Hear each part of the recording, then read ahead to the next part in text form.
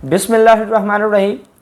अब बात करेंगे हम कि जो नया कानून आया है, the Punjab local government registration of births and deaths rules 2021।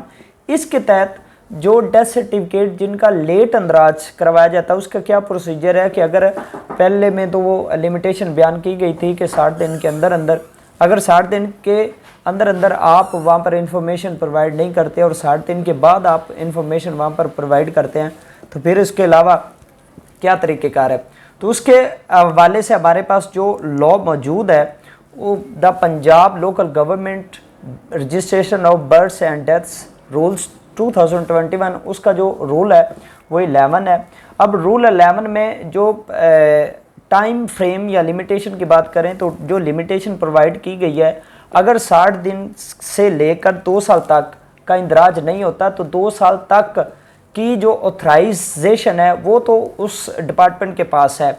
अब उसके लिए अगर 2 साल तक इंदराज नहीं होता तो वो लेट अंदराज में उसके साथ एक एफिडेविट लगेगा, स्टाम्प पेपर होगा, गवाहान 2 गवाहान उनके स्टाम्प पेपर साथ में लगेंगे। फॉर्म बी की तरफ की एप्लीकेशन होगी, जो शख्स फौत हो चुका है उसके ID कार्ड की फ़ोटो कापी, बर्थ सर्टिफिकेट वगैरह की फ़ोटो कापी, ठीक है। और उसके अलावा अगर कोई उसकी हॉस्पिटल की कोई स्लिप, डेथ सर्टिफिकेट हॉस्पिटल की जानब से किसी कब्रिस्तान कमेटी की तरफ से कोई स्लिप जारी की गई हो उसके साथ फ़ोटो कापी, ये सारी चीज़ें मुतल्लिका रजिस्ट्रेशन ऑफिस में जमा होगी। अब मुतल्लिका रजिस्ट्रेशन ऑफिस जो है वो एक कमेटी तश्कील देगा।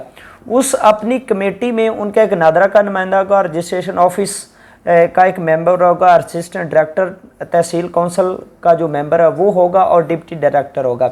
वो कमेटी जो है वो फर्स्ट ऑफ ऑल इसमें अखबार इश्तिहार देगी। अखबार इश्तिहार की रिपोर्ट के 10 दिन के बाद आफ्टर वेरिफिकेशन मामलात की तौसीक और उनको मामलात को मुकम्मल करने के बाद, इंक्वायरी मुकम्मल करने के बाद अगर वो ये समझते हैं कि ये जी शख्स 2 साल के अंदर अंदर फौत हुआ है तो फिर वो डेथ सर्टिफिकेट का ऑर्डर कर देंगे और वो डेथ सर्टिफिकेट की जो एंट्री है वो उस मुतल्लिका रजिस्टर में सुरक्षा से की जाएगी।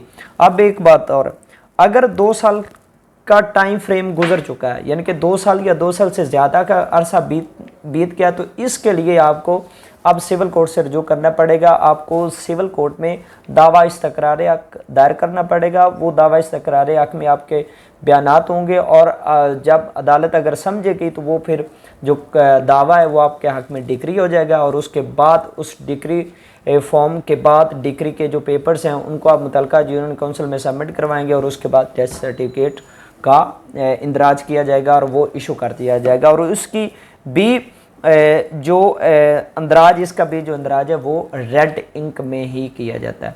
ठीक है जी, अल्लाह हाफ़िज़।